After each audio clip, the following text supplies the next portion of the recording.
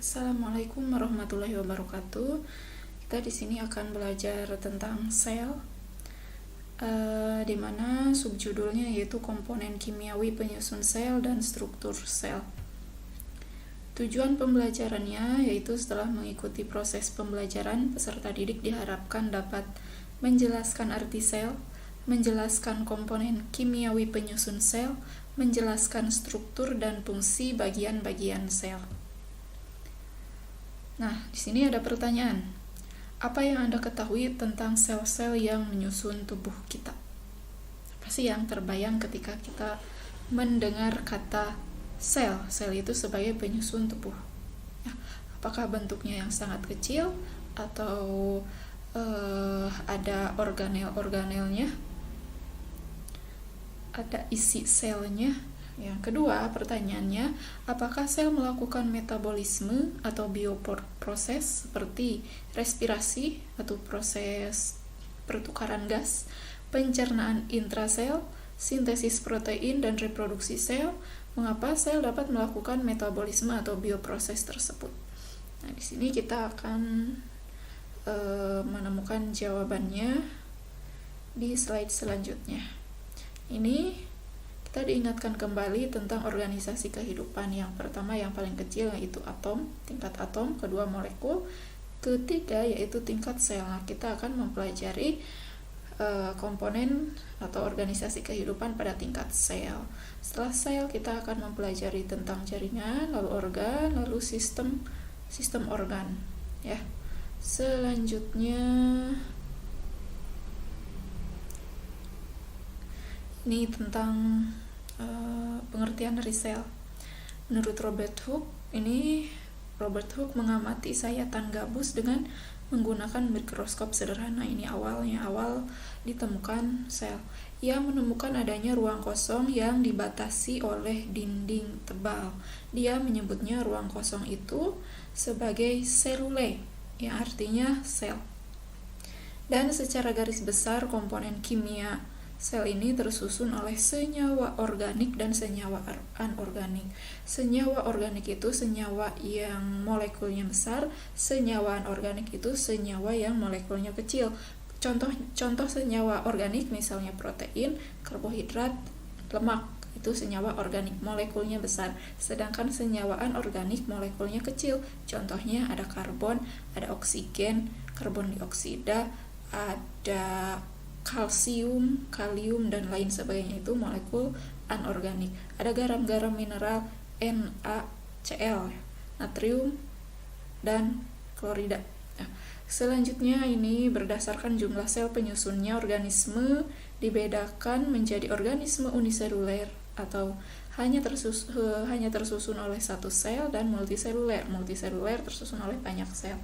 Berdasarkan strukturnya, sel dapat dibedakan menjadi dua, yaitu sel prokariotik dan sel eukariotik. Sini teori sel. Nah, teori sel menurut para ahli, menurut Robert Hooke, sel ini sebagai ruangan kecil yang dibatasi oleh dinding. Lalu menurut Matthias Leiden, sel merupakan unit struktural dan fungsional makhluk hidup. Berarti sel memiliki struktur dan memiliki fungsi pada makhluk hidup. Menurut Rudolf Virchow, sel berasal dari sel atau omniselula selula.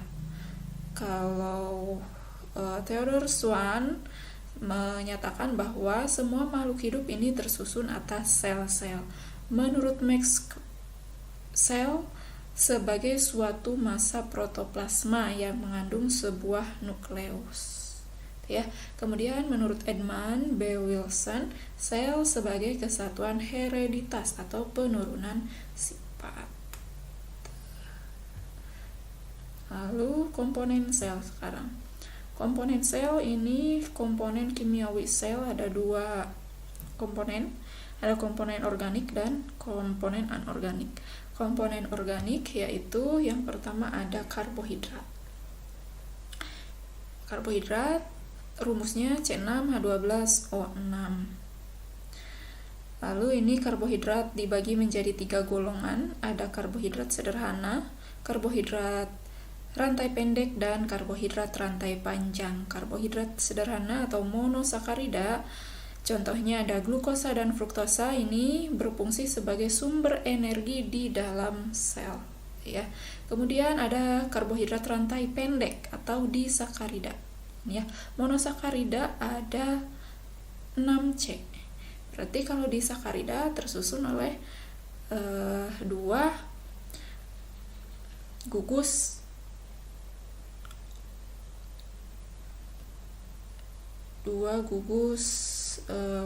C6. C6-nya ada 2. Karbohidrat rantai pendek atau disakarida ini contohnya ada laktosa dan sukrosa. Fungsinya sebagai cadangan energi. Karbohidrat rantai panjang atau polisakarida ini contohnya ada amilum atau zat tepung, selulosa. Selulosa ini terdapat pada dinding sel tumbuhan. Lalu ada glikogen. Glikogen ini disimpan di otot dan di hati pada hewan. Lalu ada inulin, ada lignin, kitin, dan heparin. Ini fungsinya sebagai komponen struktural organel dan bagian sel lainnya. Ini sebagai, kalau karbohidrat rantai panjang ini fungsinya sebagai penyusun sel. Lalu yang kedua ada protein. Protein ini tersusun oleh C, H, O, dan N. Dan beberapa ada yang tersusun atas P dan S. Protein ini adalah polimer yang tersusun oleh asam amino dihasilkan dari ribosom. Maksudnya protein ini dihasilkan dari ribosom dengan proses sintesis protein. Fungsi protein yaitu sebagai penyusun membran sel. Ada protein integral dan protein perifer. Protein juga termodifikasi menjadi enzim dan hormon. Lalu yang ketiga ada komponen lemak, komponen organik lemak yaitu tersusun atas CH dan O. Dalam sel, lemak berfungsi sebagai penyusun bagian sel, misalnya membran sel, contohnya fosfolipid. Lalu yang keempat ada asam nukleat. Asam nukleat ini sebagai materi inti sel atau isi dari inti sel, berfungsi untuk mengontrol aktivitas sel dan membawa informasi genetik, ya. Jadi asam nukleat ini fungsinya untuk membawa informasi genetik dan mengontrol aktivitas sel. Oke, selanjutnya ada komponen anorganik. Komponen anorganik yaitu yang pertama ada vitamin. Vitamin ini berfungsi dalam metabolisme sel dan untuk menyusun enzim. Ada garam-garam mineral, misalnya ada Ca, kalsium, ada K, kalium, Fe, besi, iodium, selenium, natrium, magnesium, dan zinc. Berperan dalam metabolisme sel dan menjaga tekanan osmotik sel atau menjaga tekanan cairan sel. Ada air, yang ketiga air ini berperan sebagai pelarut. Nah, ada pelarut, ada terlarut. Kalau pelarut yaitu ada air dan alkohol. Kalau terlarut misalnya ada garam, gula, itu terlarut. Kalau pelarut air dan alkohol. Air ini berperan sebagai pelarut, medium reaksi kimia, dan mempercepat reaksi biologi di dalam sel. Pada sel hewan, bagian-bagian selnya yaitu tersusun oleh membran plasma atau membran sel yang paling luar. Kemudian ada inti sel. Inti sel, bagian-bagian inti sel ada membran inti sel. Lalu ada kromatin, ada nukleolus. Nukleolus ini sebagai anak inti sel. Ada nukleoplasma. Nukleoplasma ini adalah cairan yang berada di dalam inti sel. Lalu ada badan Golgi. Badan Golgi ini berdekatan dengan Re kasar biasanya. Lalu ada vesikel atau vesikula, ini biasanya dihasilkan dari badan Golgi. Ada lisosom. Lalu ada ini protoplasma atau sitosol atau cairan sel, ada peroksisom, ini pada sel hewan ada peroksisom, ada sentrosom, ada mitokondria, ada sitoskeleton, ada ribosom, ini paling kecil-kecil, ada RE kasar, yang ini RE kasar, ada RE halus. Nah, ini RE halus. Oke, selanjutnya sel tumbuhan. Nah, kalau bagian-bagian sel tumbuhan ini ada, yang pertama ada dinding sel. Dinding sel ini. Dinding sel. Di dinding sel ada plasmodesmata. Plasmodesmata ini atau disebut juga dengan noktah. Lalu ada selulosa, ini penyusun dinding sel. Kemudian ada sitoskeleton. Lalu ada plastida. Plastida ini berisi kloroplas. Plastidanya ini berisi kloroplas. Lalu ada RE kasar ada, RE halus ada, nukleoplasma ada, inti sel ada, nukleolus ada, kromatin ada, membran inti juga ada, vesikula atau vesikel ada, ribosom ada, badan Golgi ada, vakuola tengah. Nah, ini di sel tumbuhan tidak ada di sel hewan tidak ada vakuola tengah. Tapi di sel tumbuhan ada vakuola tengah yang ukurannya paling besar. Lalu ada lamela tengah. Lamela tengah ini fungsinya untuk merekatkan antar sel. Ada mitokondria, ada peroksisom. Sel tumbuhan juga ada peroksisom, protoplasma atau sitosol atau cairan sel. Ada membran plasma. Jadi selain ada membran plasma, di sel tumbuhan juga ada dinding sel. Ini dinding sel yang bersifat kaku. Bagian-bagian selnya sudah. Sekarang perbedaan sel hewan dan sel tumbuhan. Pembedanya menurut bentuknya, sel hewan ini dapat berubah bentuk karena tidak memiliki dinding sel ya. Sel tumbuhan ini bersifat kaku karena ada dinding sel. Nah, lisosomnya pada sel hewan ada lisosom, sedangkan pada sel tumbuhan tidak ada lisosom. Selanjutnya sentriol, pada sel hewan ada sentriol, sel tumbuhan tidak ada sentriol. Kloroplas, di sel hewan tidak ada kloroplas, di sel tumbuhan ada kloroplas. Vakuola, di sel hewan ada pada hewan mikro. Berarti kalau pada hewan besar ini pada umumnya tidak memiliki vakuola. Hewan mikro misalnya pada protozoa, misalnya pada paramecium. Ada vakuola berdenyut, fungsinya untuk sebagai alat ekskresi atau pengeluaran sisa metabolisme. Pada sel tumbuhan ini vakuolanya ada, tadi gambarnya besar ya, namanya vakuola tengah. Oke. Selanjutnya ini bagian-bagian sel. Yang pertama ada dinding sel, ini berada di bagian luar pada membran sel. Bagian luar pada membran sel tumbuhan berperan sebagai pelindung sel dari kerusakan fisik dan menyokong tubuh tumbuhan. Ya, dinding sel bersifat kaku karena tersusun oleh apa? Oleh selulosa, hemiselulosa, dan pektin. Nih ada, cari tahu yuk apa perbedaannya lem dengan lamela tengah, tebak-tebakan ya. Apa bedanya lem dengan lamela tengah? Kalau lem fungsinya untuk merekatkan benda, kalau lamela tengah fungsinya untuk merekatkan antar sel, perekat antara satu sel dengan sel yang lainnya. Lalu apa bedanya parit dengan plasmodesmata?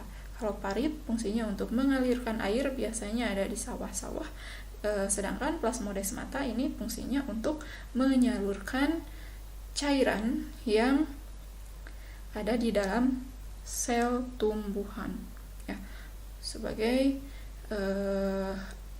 jalur transportasi pada sel tumbuhan. Fungsi plasmodesmata. Lalu bagian-bagian sel pada membran sel. Membran sel ini sebagai bagian terluar dari sel atau protoplasma berfungsi untuk mengatur transportasi zat yang masuk atau keluar dari sel. Bahan penyusun utamanya yaitu lipid dan protein yang disebut dengan lipoprotein. Membran sel tersusun oleh 2 lapisan fosfolipid atau disebut dengan fosfolipid bilayer. Fosfolipidnya 2 lapisan fosfolipid. Fosfolipid itu fosfat dan lipid. Ini yang seperti telurnya ini bagian fosfatnya, yang seperti ekor ini bagian lemaknya atau lipid. Ini yang fosfat. Fosfat ini bersifat hidrofilik, artinya menyukai air, bisa bersatu dengan air, bisa menyatu dengan air. Sedangkan pada lipidnya atau lemaknya dia bersifat hidrofobik, artinya tidak bisa berikatan dengan air. Ya, fosfolipid bilayer, fosfat, kemudian ada lemak. Ini lapisannya ada 2 lapis. Oke, selanjutnya bagian-bagian membran sel ada protein channel atau transport protein. Protein transport fungsinya untuk menyalurkan atau memasukkan atau sebagai jalan keluar masuk suatu zat pada membran sel. Lalu ini ada protein perifer, ada glikolipid. Glikolipid itu gula yang menempel pada lemak, gula dan lemak. Ada glikoprotein tersusun oleh glukosa dan protein, gula dan protein. Ada protein globular, ini ada kolesterol. Lalu ada protein integral, ada karbohidrat yang menempel di membran sel. Selanjutnya yang ketiga ada sitoplasma. Di dalam sitoplasma ini berlangsung banyak aktivitas sel seperti metabolisme, pembelahan sel, dan sintesis protein. Nah, ini ada gambar semangkok bakso. Kita belajar beranalogi atau pengibaratan. Buatlah analogi antara semangkok bakso dengan sitoplasma. Ibaratan ya. Ini yang bulat. Ini analoginya sebagai baksonya. Kemudian ini ada yang kuning berbelok-belok. Ini analoginya sebagai mie.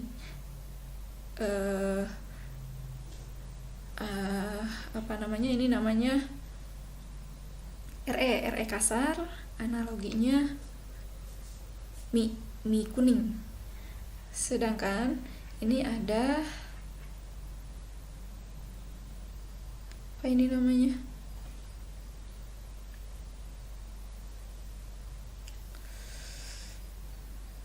Ini RE kasar, ada mitokondria, ada sitoplasma. Sitoplasma ini sebagai kuahnya. Lalu ada kloroplas. Kloroplas ini sebagai sayurannya. Lalu ada lisosom, peroksisom. Ini sebagai bakso kecilnya. Lalu ada RE halus. Oke, baiklah, sekarang kita akan melanjutkannya ke organel sel. Organel sel ini yang akan dipelajari mengenai struktur dan fungsi pada organel sel. Organel sel sendiri itu apa?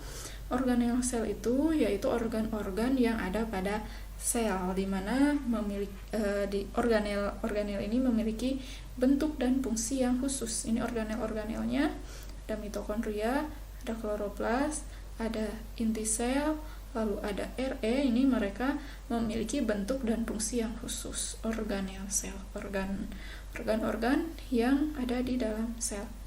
Yang pertama ada nukleus. Nukleus atau inti sel.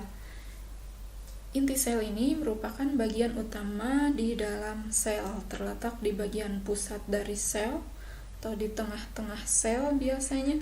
Fungsinya untuk mengordinasi berbagai proses metabolisme meliputi pertumbuhan sel, pembelahan sel, sintesis protein hingga pewarisan sifat, diawali di inti sel. Isi dari nukleus ini disebut dengan nukleoplasma.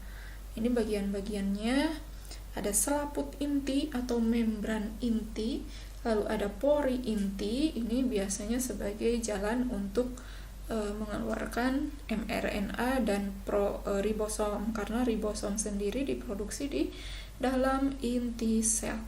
Ada nukleolus anak inti. Nah, kalau ini namanya kromosom yang bentuknya seperti X, ini namanya kromosom. Lalu ada kromatin. Kromatin ini benang-benang halus pada inti sel. Lalu ada vakuola yang kedua nih, vakuola. Vakuola ini merupakan organel berupa kantung yang mengandung dan menyimpan air, enzim, sukrosa, asam amino, beberapa mineral dan sisa metabolisme disimpan di vakuola. Biasanya ini pada tumbuhan vakuolanya sangat besar. Vakuola ini berfungsi mengatur keseimbangan cairan sel atau tekanan turgor.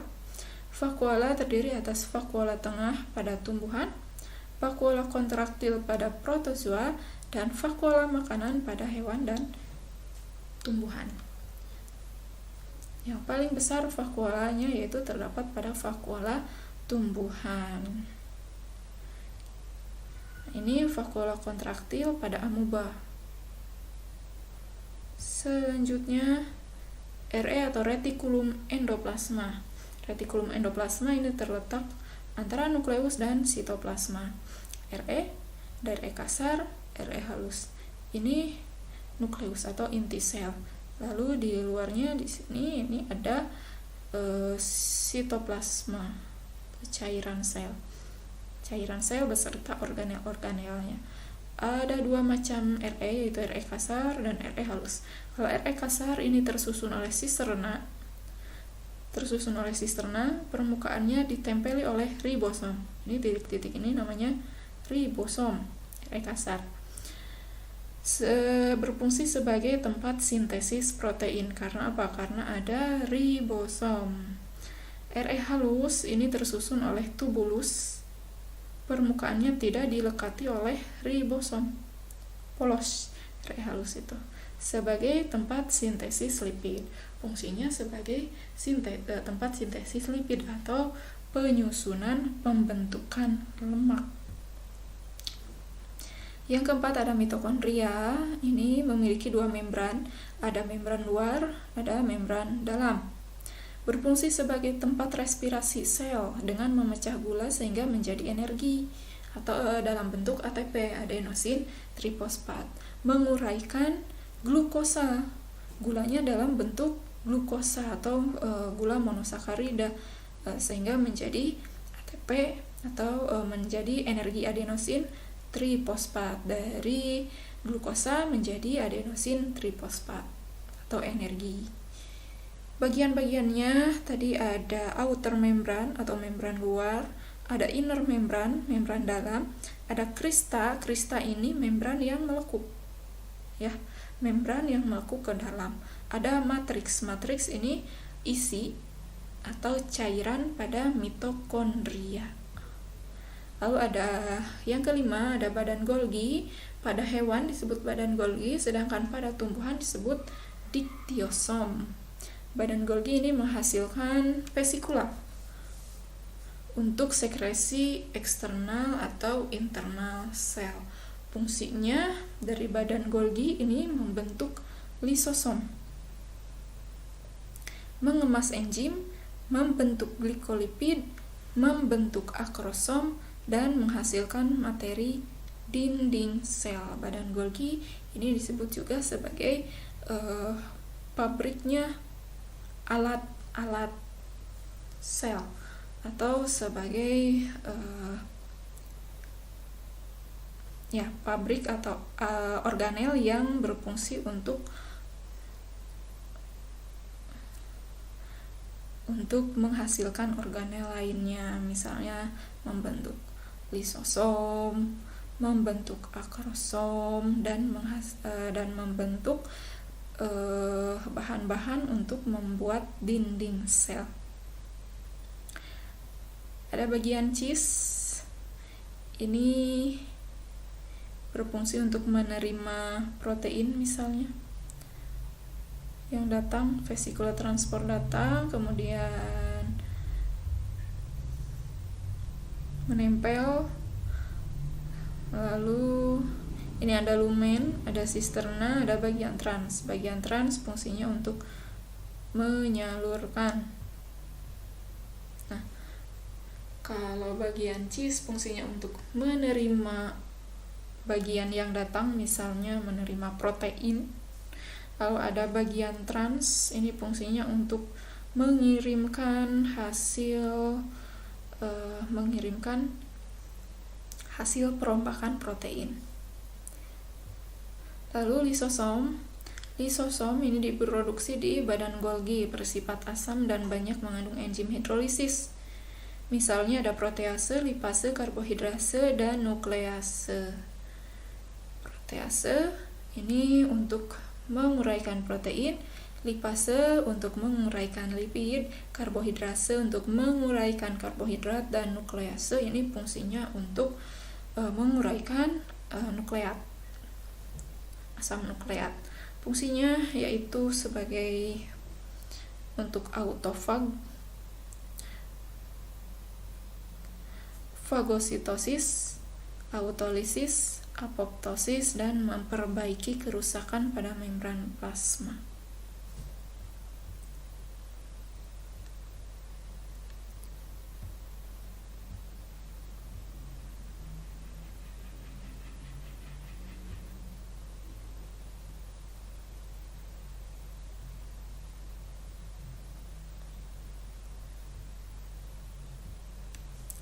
Lalu selanjutnya ada ribosom, terdiri atas RNA dan protein yang disintesis dalam nukleolus.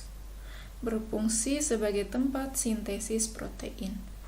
Ada 2 subunit kecil dan subunit besar. Ini mRNA, ini ketika proses sintesis protein. Lalu yang ke-8 ada plastida,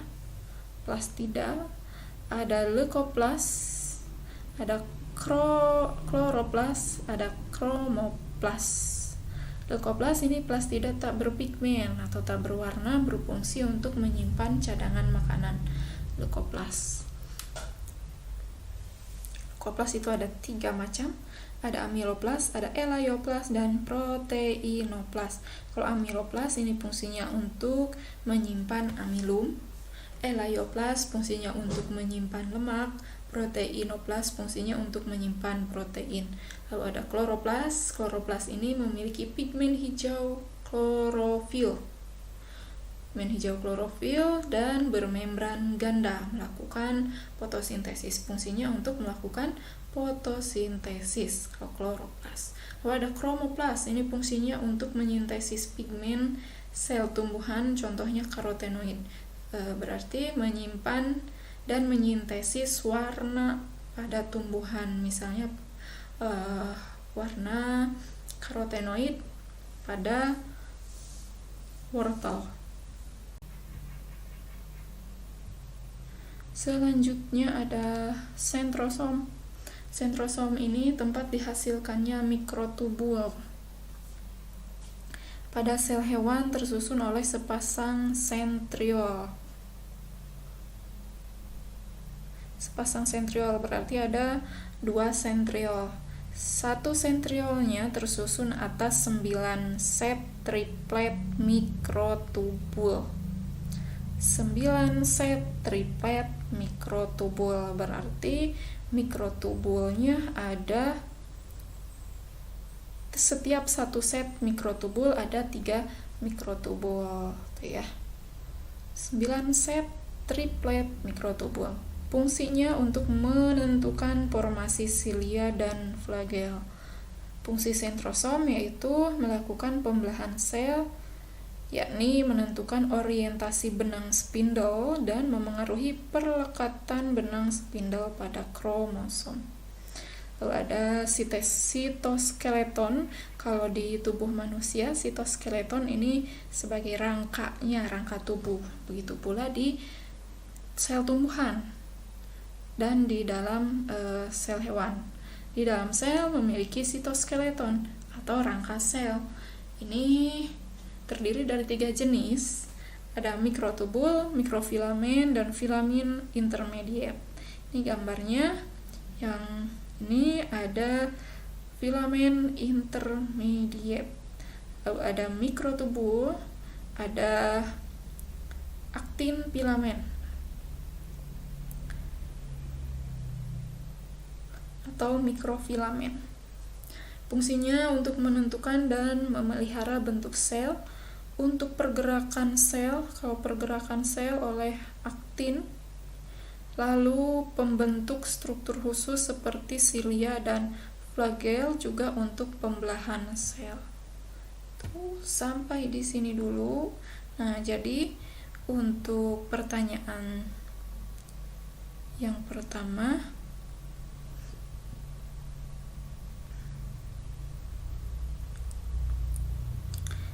di konsep sel ada pertanyaan.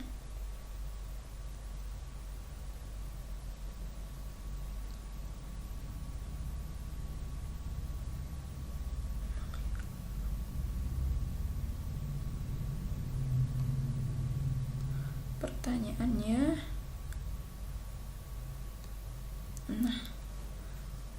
apakah sel melakukan metabolisme atau bioproses seperti respirasi? Ya, melakukan respirasi. Pada organel apa? Pada organel mitokondria, yaitu mengubah glukosa menjadi ATP atau energi. Kemudian melakukan pencernaan intrasel dilakukan oleh lisosom. Melakukan sintesis protein, ya, melakukan sintesis protein dilakukan oleh organel ribosom. Dan melakukan reproduksi sel. Reproduksi sel ini diawali di inti sel. Ya, mengapa sel dapat melakukan metabolisme atau bioproses tersebut? Karena sel harus bisa mempertahankan dirinya dan untuk memelihara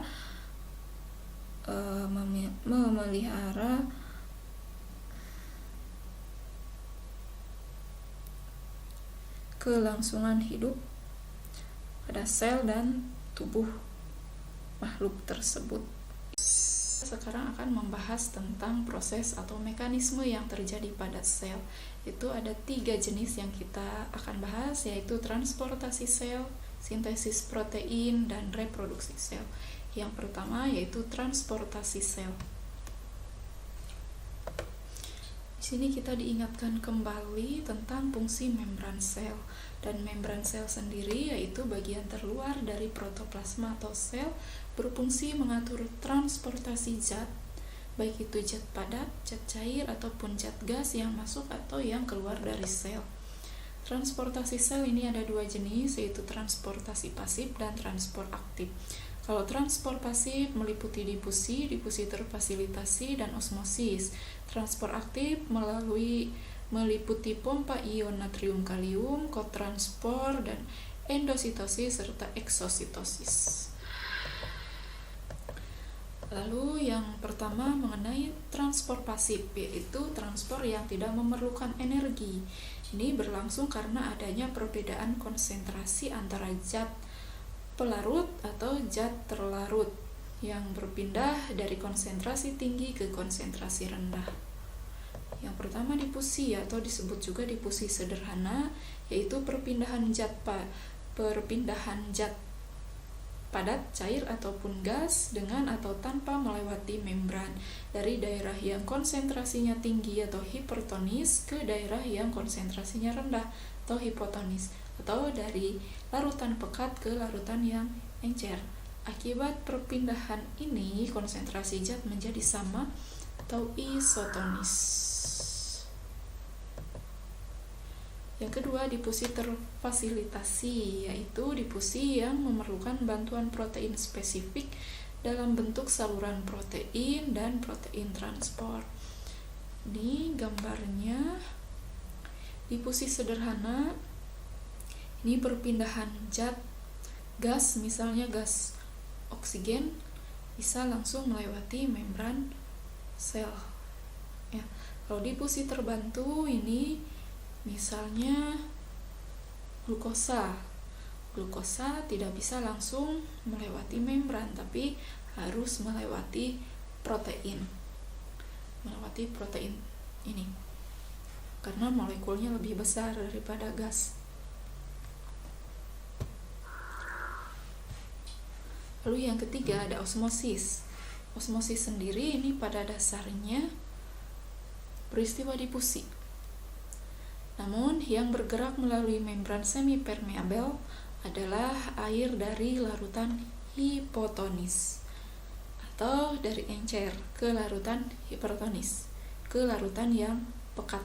Contohnya kentang yang direndam di dalam air gula pekat selama beberapa jam akan mengalami penyusutan berat karena air yang ada di dalam selnya keluar. Ada 4 macam keadaan sel akibat peristiwa osmosis, yaitu plasmolisis, turgid, krenasi, dan lisis. Yang pertama yaitu plasmolisis.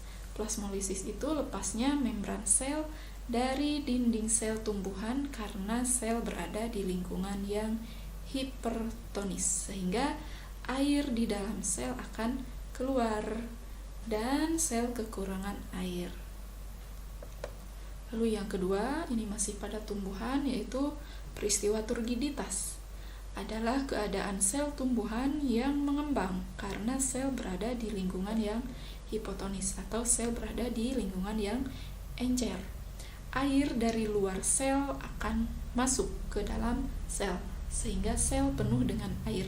Hal ini akan mendorong membran sel melekat ke dinding sel. Membran sel melekat ke dinding sel. Ini pada sel tumbuhan ada plasmolisis dan turgid. Lalu pada sel hewan ada krenasi, adalah mengerutnya sel karena sel berada di lingkungan yang hipertonis, sehingga sel kehilangan air. Krenasi ini terjadi pada sel hewan. Lalu yang keempat yaitu lisis, yaitu pecahnya sel karena sel berada di lingkungan yang hipotonis. Sel berada di larutan yang lebih encer. Peristiwa ini terjadi pada sel yang tidak memiliki dinding sel, yaitu pada sel hewan. Contohnya, ketika banyak air dari luar masuk ke dalam sel, sel akan mengembang dan akhirnya pecah atau lisis. Nah, ini gambarnya pada larutan hipotonis. Pada sel hewan, air masuk ke dalam sel, air dari luar sel masuk ke dalam sel yang mengakibatkan lisisnya sel. Ini pada sel hewan. Sedangkan pada sel tumbuhan, ketika berada di larutan hipotonis, air masuk ke dalam sel dan sel akan mengembang, lalu membran sel akan melekat pada dinding sel. Lalu kalau larutan isotonis, ini kalau isotonis artinya konsentrasi antara yang berada di dalam sel dan yang berada di luar sel ini sama. Artinya jumlah air yang keluar dengan jumlah air yang masuk ini jumlahnya sama, sehingga menjadi normal. Begitu juga di sel tumbuhan. Apabila di sel hewan dan sel tumbuhan berada di larutan hipertonis, maka pada sel hewan akan krenasi karena air keluar dari sel. Terjadi perubahan bentuk sel menjadi krenasi. Lalu kalau pada sel tumbuhan, apabila berada di larutan hipertonis, maka air juga akan keluar dari sel sehingga membran sel akan terlepas dari dinding sel, dan ini disebut sebagai peristiwa plasmolisis. Lalu transport aktif ini transport yang memerlukan energi karena pergerakannya melawan gradien konsentrasi. Kalau transport pasif ini gerakannya dari pekat ke dari konsentrasi tinggi ke konsentrasi rendah. Kalau transport aktif ini memerlukan energi karena melawan gradien konsentrasi, misalnya pompa ion natrium dan kalium. Merupakan gerakan pompaan ion K+ ke dalam sel dan ion natrium keluar sel. Konsentrasi ion natrium di dalam sel harus lebih rendah daripada di luar sel, sedangkan konsentrasi ion K+ di dalam sel harus lebih tinggi daripada di luar sel. Memasukkan ion K+ dan mengeluarkan ion natrium harus melawan gradien konsentrasi, sehingga dibutuhkan sejumlah ATP dan bantuan protein integral pada membran sel. Setiap pengeluaran 3 ion natrium akan diimbangi dengan pemasukan 2 ion K+. Ini adalah mekanisme pompa ion natrium dan kalium. Sitoplasma berarti ini di dalam sel dan ini di luar sel. Natrium harus lebih rendah, sedangkan kalium harus tinggi. Ketika protein integral ini bukaannya ke sitoplasma, maka akan mengikat natrium. 3 natrium diikat oleh protein. Selanjutnya ada ATP yang melepaskan fosfatnya. Fosfat menempel di protein, sedangkan ATP-nya berubah menjadi ADP karena kehilangan P1. Setelah fosfat menempel di protein, maka bukaannya akan berubah menjadi ke luar sel, sehingga natrium akan terlepas dari protein. Setelah natrium terlepas dari protein, maka kalium akan diikat oleh protein. Setelah kalium diikat oleh protein, maka fosfat akan terlepas dari protein. Setelah fosfat terlepas dari protein, maka bukaan protein akan berubah ke dalam sel. Selanjutnya kalium akan masuk ke dalam sel. Begitu juga selanjutnya itu di sini akan mengikat natrium, dan begitu seterusnya.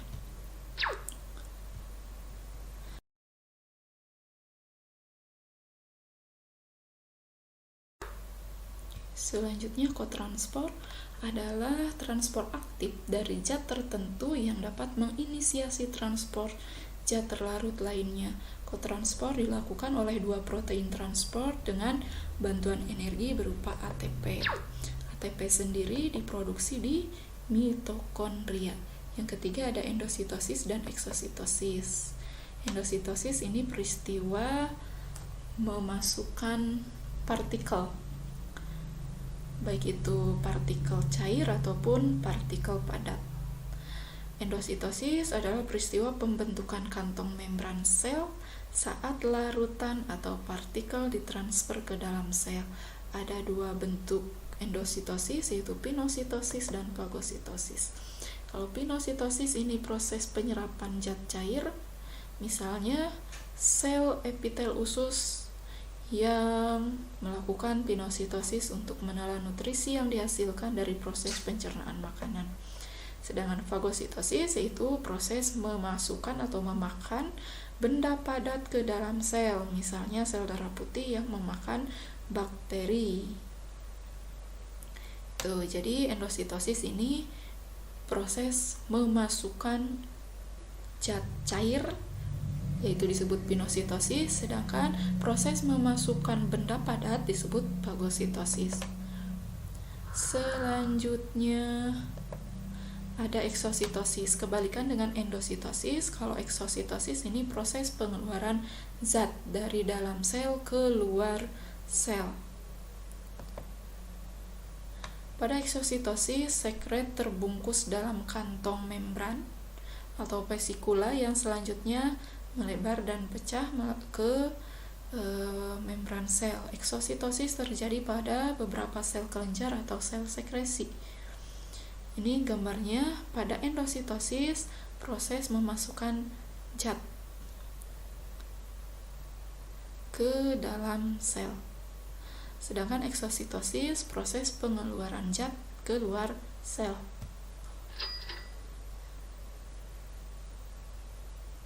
Selanjutnya, mekanisme transportasi pada tumbuhan.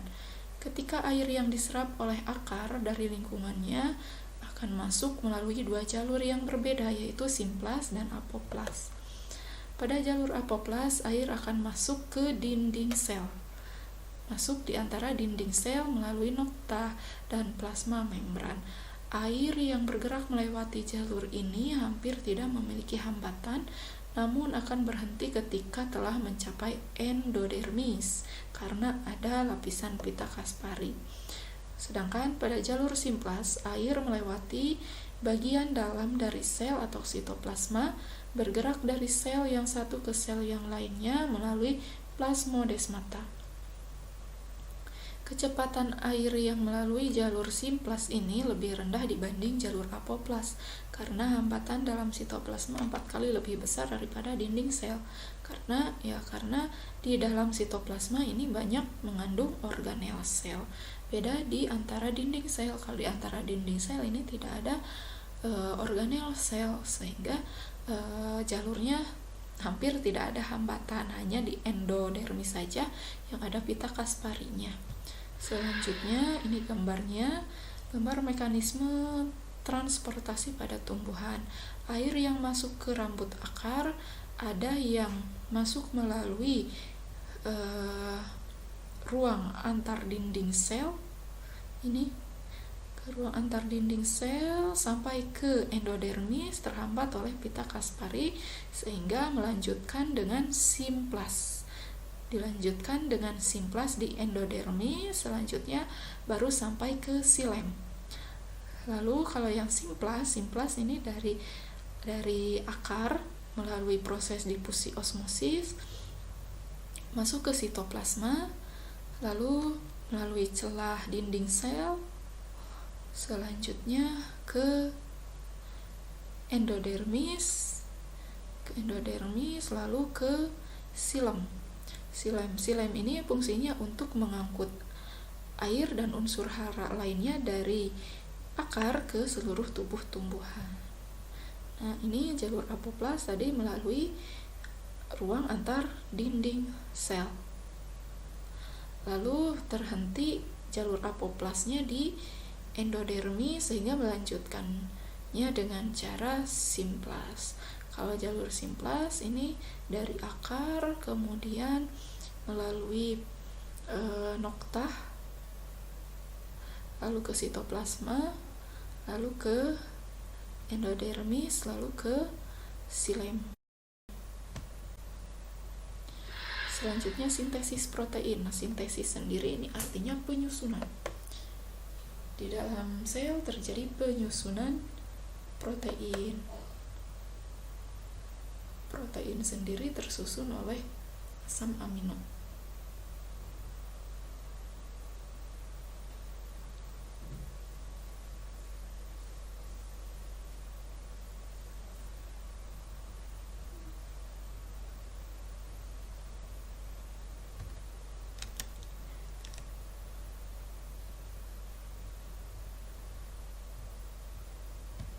Sintesis protein yaitu proses penerjemahan gen menjadi urutan asam amino yang akan disintesis menjadi polipeptida atau protein. Nah, sintesis protein ini berlangsung di ribosom.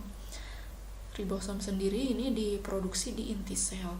Terdapat 2 tahapan sintesis protein, yaitu transkripsi dan translasi.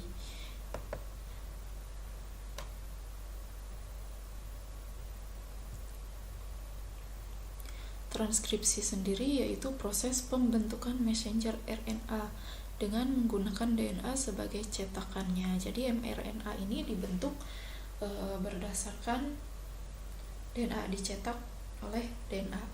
Translasi yaitu proses penterjemahan kodon mRNA sehingga dihasilkan protein. Secara sederhana, mekanisme sintesis protein yaitu mulai dari DNA, kemudian menghasilkan mRNA. Setelah menghasilkan mRNA, baru dihasilkan protein. Oke. Sebelum dilanjut ke reproduksi sel, kita akan lihat proses transkripsi.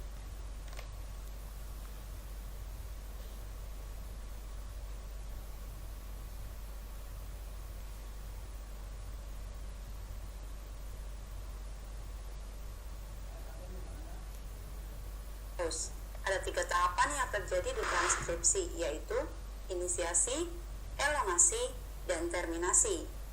Saat terjadi proses transkripsi, DNA yang terkandung di dalam nukleus akan dihampiri oleh RNA polimerase. Inisiasi terjadi saat RNA polimerase melekat pada daerah promotor gen. Pada saat itu, RNA polimerase akan mulai membentuk mRNA melalui cetakan DNA template. Poin yang harus diingat pada transkripsi adalah adenin pada DNA akan berpasangan dengan urasil pada mRNA. Timin pada DNA akan berpasangan dengan adenin pada mRNA. Guanin pada DNA akan berpasangan dengan sitosin pada mRNA. Sitosin pada DNA akan berpasangan dengan guanin pada mRNA. Inilah hal yang perlu diingat. Kemudian, RNA polimerase akan mengarahkan pembacaan dari arah 5 ke arah 3. Proses ini dinamakan sebagai elongasi. Transkripsi akan berakhir saat RNA polimerase sampai pada daerah terminator. mRNA yang telah terbentuk mengandung urutan 3 basa nitrogen yang dikenal dengan kodon. Selanjutnya, mRNA atau yang dikenal sebagai kodon ini akan meninggalkan nukleus melalui pori-pori nukleus menuju sitoplasma untuk memulai translasi.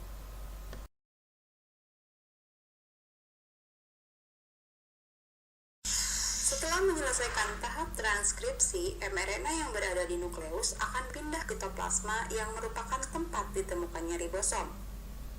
Hal ini dilakukan untuk melanjutkan tahap translasi. mRNA ini berperan sebagai cetakan untuk pembuatan protein. Sebagaimana kita ketahui, mRNA mengandung urutan 3 jenis basa nitrogen yang disebut kodon. Sehingga poin yang harus diingat adalah translasi merupakan proses penerjemahan mRNA untuk dibuat menjadi protein. Hal yang harus diingat juga dalam translasi adalah pairing rules atau aturan memasangkan basa nitrogen.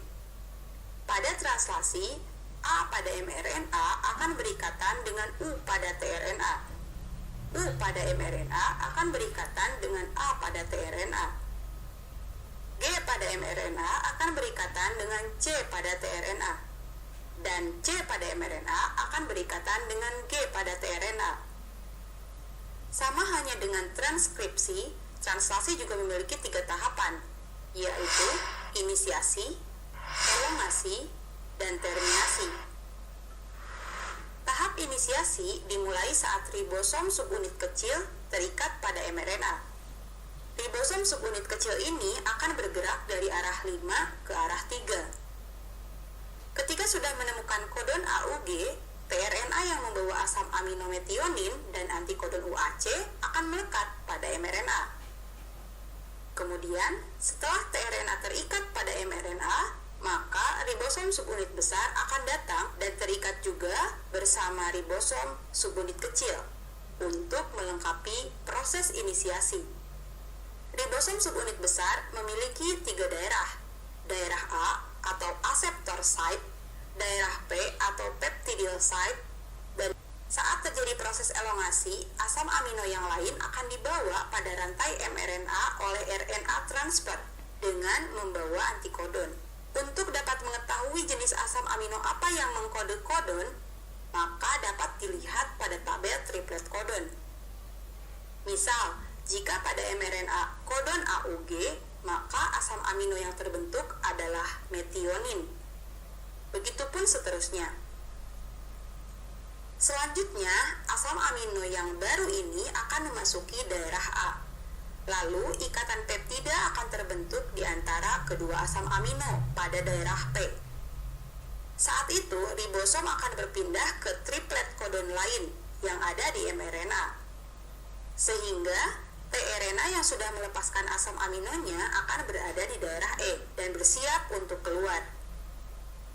Kemudian daerah A bersiap untuk ditempati tRNA yang baru. Siklus ini akan terus berulang sampai pada tahap terminasi. Terminasi terjadi ketika salah satu dari 3 stop codon berada di daerah A. Kodon ini dikenali oleh protein yang dikenal sebagai release factor.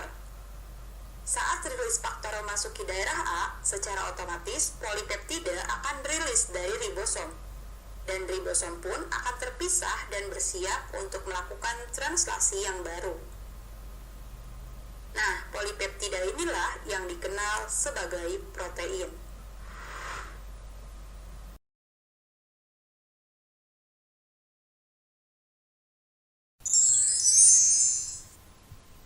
Mekanisme yang ketiga yaitu reproduksi sel.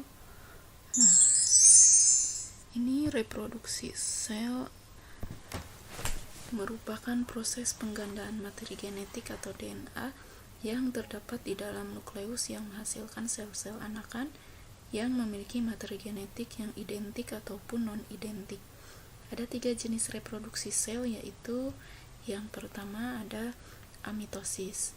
Amitosis ini tidak melalui fase pembelahan sel, terjadi pada mikroorganisme, misalnya bakteri. Jadi kalau bakteri ini misalnya dengan pembelahan biner. Yang kedua ada mitosis. Mitosis ini melalui fase pembelahan sel dengan anakan yang bersifat identik. Dan kalau mitosis ini terjadi pada sel tubuh atau sel somatik.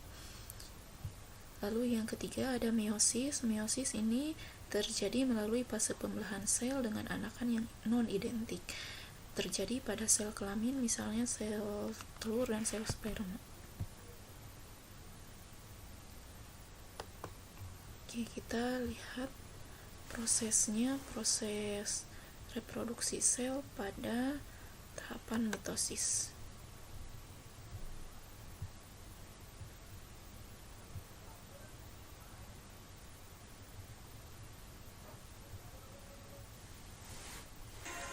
Mitosis. In this module, you will learn about mitosis. Mitosis is a process of cell division that makes possible regeneration of body parts. To elaborate, mitosis is the separation of nuclear chromosomes into 2 identical daughter nuclei. It is divided into 4 key phases. Nah, fase mitosis yang pertama ada profase, metafase, anafase, dan telofase. Ini proses pembelahan sel, yaitu sitokinesis.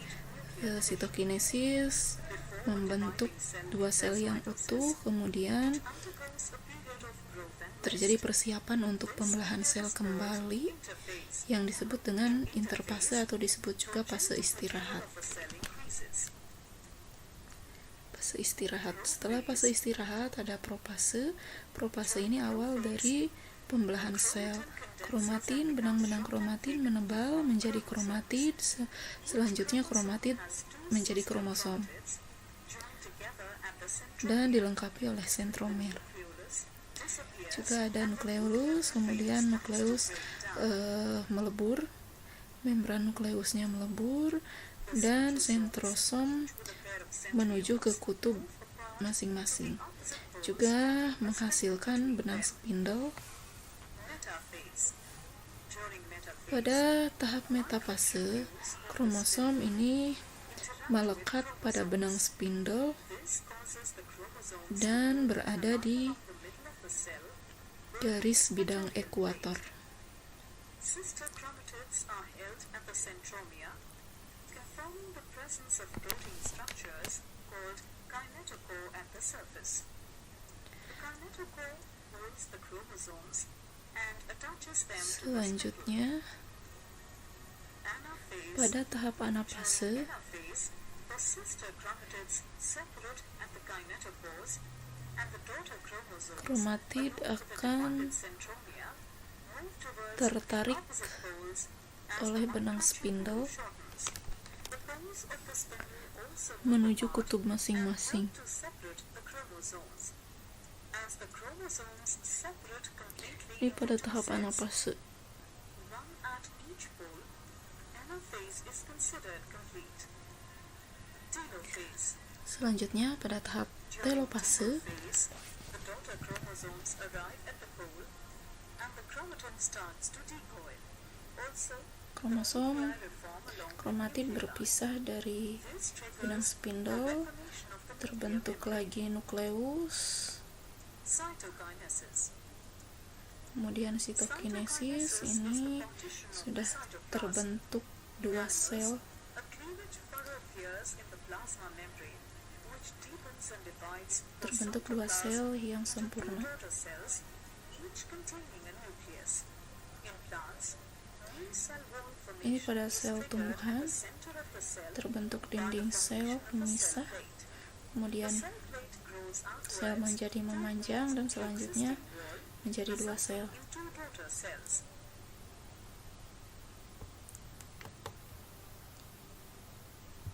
Oke. Sampai di sini dulu pertemuan hari ini.